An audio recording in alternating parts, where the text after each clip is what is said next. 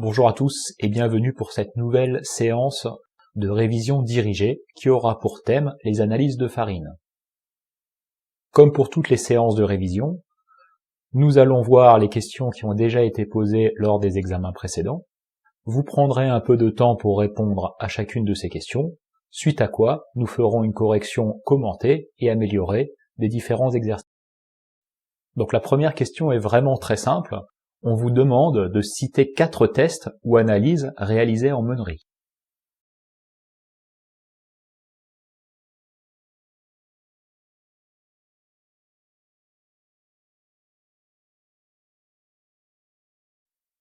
Donc parmi les tests et analyses de farine que l'on a vus au cours de la formation, il y avait donc l'analyse du taux de cendre. Cette analyse, je vous rappelle, elle permettait de déterminer le type d'une farine. Il y a également le dosage d'humidité. Comme son nom l'indique, il permet de mesurer la teneur en eau, c'est-à-dire la proportion d'eau présente dans une farine. Il y a également l'alvéographe de Chopin, qui est une analyse très importante qui permet de déterminer la valeur boulangère d'une farine, c'est-à-dire sa capacité à faire du bon pain. Le temps de chute d'Agberg, qui est une machine évaluant les propriétés fermentescibles de la farine. Le dosage de gluten, qui lui permet bien évidemment de mesurer la quantité de gluten présente dans une farine. Et pour finir, l'essai Pécard, qui permet d'évaluer visuellement la pureté d'une farine, sa richesse en fait en enveloppe.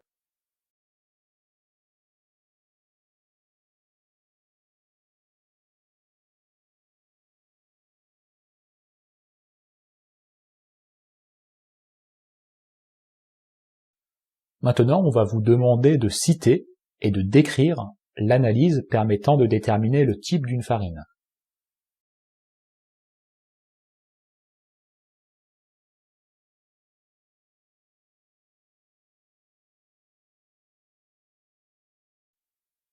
C'est l'analyse du taux de cendre qui permet de déterminer le type d'une farine.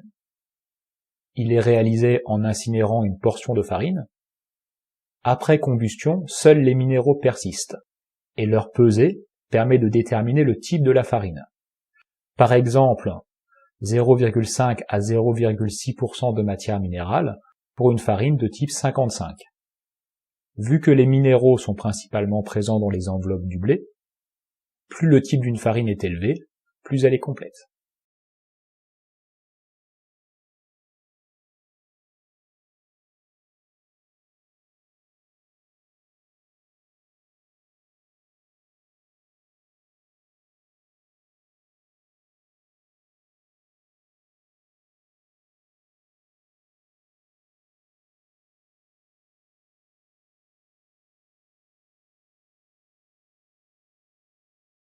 Maintenant, on va vous demander de citer et de décrire l'analyse permettant de mesurer les propriétés fermentatives d'une farine.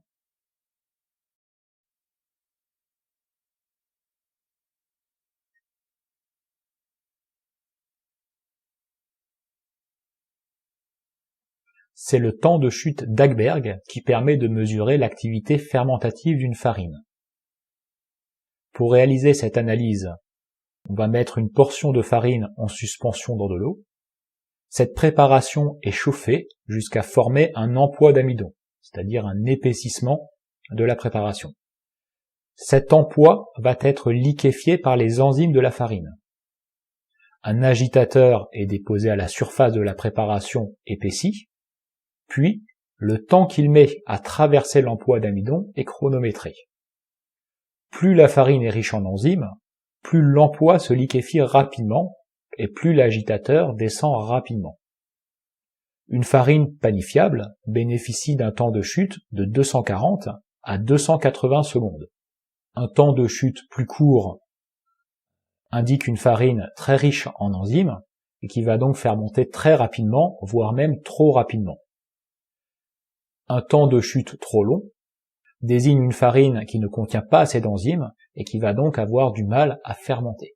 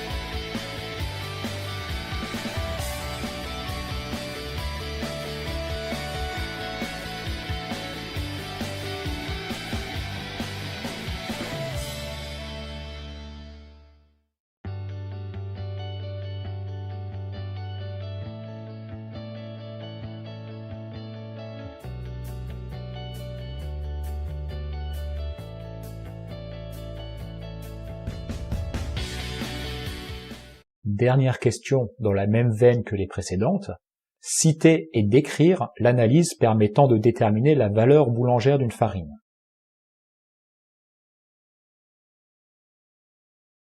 Alors je rappelle, la valeur boulangère, c'est ce qu'on appelle aussi les qualités plastiques d'une farine, donc sa faculté à bien se travailler une fois qu'elle sera transformée en pâte. Donc c'est l'alvéographe de Chopin qui permet de déterminer la valeur boulangère d'une farine. Pour effectuer cette analyse, on va pétrir et abaisser un morceau de pâte. On injecte de l'air dans cette pâte. La pression et le volume d'air injecté dans la pâte sont mesurés. La pression maximale représente la ténacité de la pâte. Le volume d'air incorporé représente l'extensibilité de la pâte. La stabilisation de la courbe représente l'élasticité de la pâte. Une farine panifiable possède généralement un P entre 40 et 60, un L entre 20 et 22 et un LE de 35 à 45.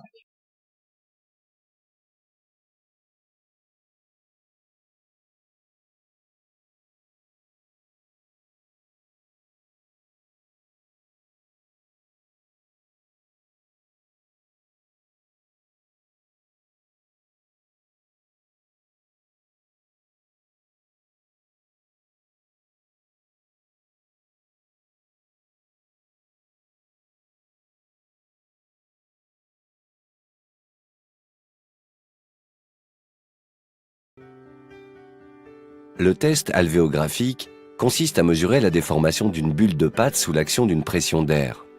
Ce mode d'expansion reproduit la déformation de la pâte sous l'influence de la poussée du gaz carbonique lors de la fermentation. L'alvéographe peut analyser tout type de blé, soft, hard et durum. Il permet de mesurer 4 valeurs clés. La valeur P représente la ténacité de la pâte, c'est-à-dire son aptitude à résister à la déformation. La valeur L correspond au volume maximum d'air que peut contenir la bulle et indique l'extensibilité de la pâte. La valeur IE correspond à l'indice d'élasticité. Enfin, la valeur W indique la force boulangère de la pâte. Inventé dans les années 1920 par Marcel Chopin, puis normalisé dans les années 1970, l'alvéographe n'a cessé d'évoluer.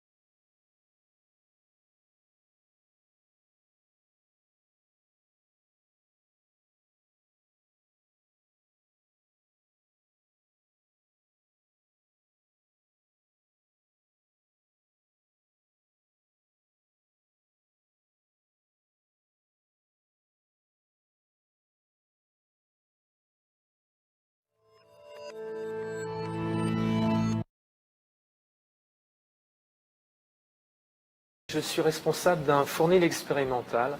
En fait, il s'agit d'une installation pilote qui nous permet de mener des recherches dans le domaine de la panification et d'explorer différents champs disciplinaires de la biologie, de la biochimie et de la science des aliments. Alors les problématiques de nos recherches concernent essentiellement la formulation, c'est-à-dire la recette des produits de panification, mais aussi le procédé parce que tous les deux interagissent sur les caractéristiques des produits finis, que ce soit l'aspect extérieur, la texture de la mie, le goût et même la valeur nutritionnelle.